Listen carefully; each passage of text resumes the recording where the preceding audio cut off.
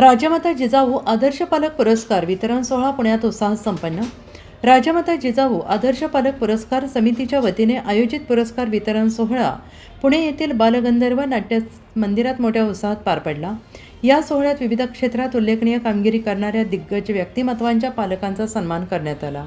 यामध्ये सुप्रसिद्ध अभिनेते मकरंद अनासपुरे यांच्या मातोश्री तसेच श्रीमती लक्ष्मीबाई विठ्ठल माळशिकारे हडपसर येथील आदर्श मुख्याध्यापिका शो झिनात इरफान सय्यद यांच्यासह अनेक मान्यवर पालकांना पुरस्कार प्रदान करण्यात आले।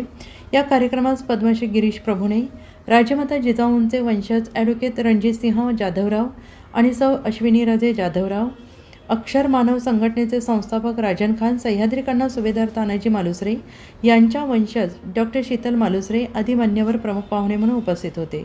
तसेच सविता गंगाधर फडणवीस यांच्या उपस्थितीत हा कार्यक्रम यशस्वीरित्या पार पडला।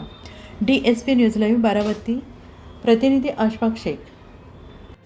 सर्वसामान्यांना न्याय मिळवून देणारे हक्काचे चॅनल DSP न्यूज लाईव्ह। संपूर्ण महाराष्ट्रातील बातम्यांसाठी चॅनलला लाईक करा, सबस्क्राईब करा आणि शेअर करा।